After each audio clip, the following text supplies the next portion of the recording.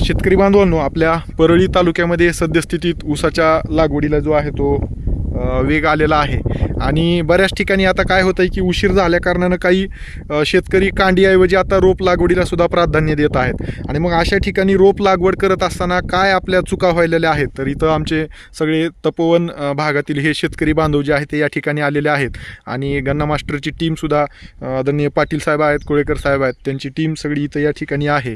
तर साहेब काय सांगाल, आत्ता जे काही लागवडीचे जे काही आपण काही प्लॉट पाहिले तर या ठिकाणी काय आमच्या चुका व्हायलेल्या शेतकऱ्यांच्या आणि ह्या चुका टाळण्यासाठी काय काळजी घेतली पाहिजे शेतकरी बांधवांनी ऊस लागवड करत असताना?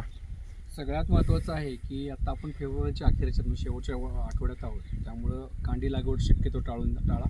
रोप लागवड करा. रोप लागवड करतानाही सुरुवातीला जमीन भिजवून घ्यायची, 2 दिवस वापसा येऊ द्यायचं आणि त्याच्यानंतर मग मार्किंग करून किंवा तुम्ही आगरी घेऊन त्यामध्ये रोपांची लागवड करून व्यवस्थित दाबून नंतर हलकं पाणी देणं हे खूप महत्त्वाचं असतं. शक्यतो पाट पाणी चालू असताना त्यामध्ये पाण्यामध्ये रोपं दाबू नका. ते रोपं सेट व्हायला थोडंसं त्रासदायक ठरतं. हे तुम्ही प्रॅक्टिस करू शकता. त्याच्यानंतर परत रोपं लागणी झाल्यानंतर 3 ते 4 दिवसानंतर सुरुवातीचे 8-10 दिवसामध्ये तुम्हाला जी काळजी घ्यायची आहे त्यामध्ये आळवणे करणे किंवा ह्या गोष्टी आहेत ह्या सगळ्यात महत्त्वाच्या आहेत. त्या गोष्टी तुम्ही 100% करा आणि चांगल्या पद्धतीचं उत्पादन घ्या. म्हणजे ह्या 2 गोष्टी महत्त्वाच्या आता सुरुवातीच्या टप्प्यामध्ये करणं गरजेचं आहे. हे देऊन घ्या. शक्यतो रोप लागणीला सुरुवातीला बेसल डोस द्यायची गरज नसते. रोपं सेट झाल्यानंतर म्हणजे मुळीची जी डेव्हलपमेंट चालू झाल्यानंतर 15 दिवसानंतर रासायनिक खतांचा डोस द्यायचा आहे.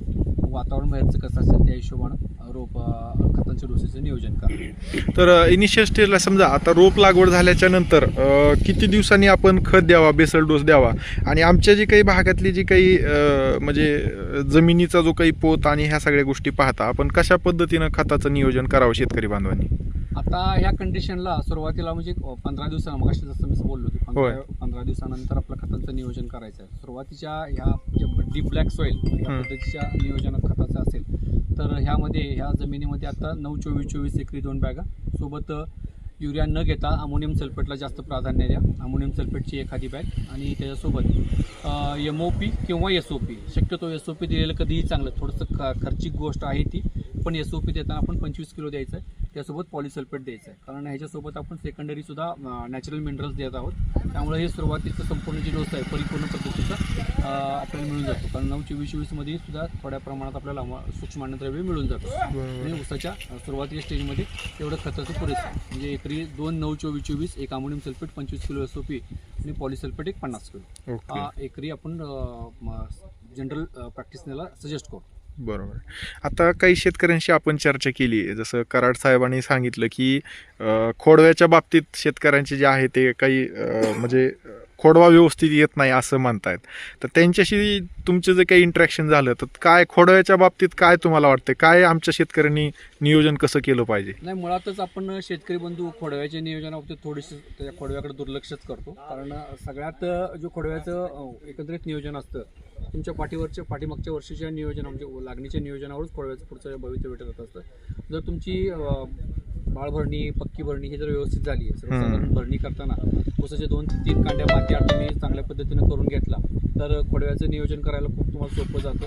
सगळ्यात महत्त्वाचं खोडव्याचं नियोजन करताना पाचरी व्यवस्थापन, त्याच्यानंतर बगला कातरणे आणि ह्या सगळ्या गोष्टी व्यवस्थित केला तर नंतर 3 महिन्यांनी चांगलं सेंद्रिय खत पाचरी व्यवस्थापन जर केलं असेल तुमच्या शेताला जमिनीला उपलब्ध होऊन जातं.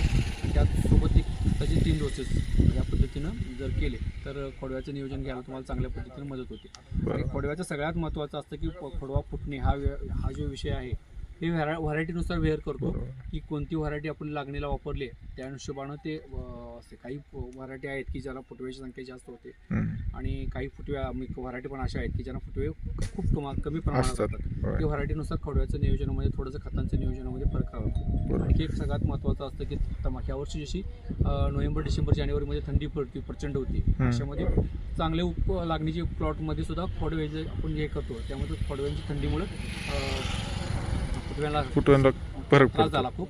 त्या अशा कंडिशनमध्ये सल्फर आळवणीनं देणं, ड्रिपनं देणं ह्या गोष्टी जर आपण व्यवस्थित प्रॅक्टिसेस केल्या तर चांगल्या पद्धतीने खोडव्याचं नियोजन आपण करू शकतो.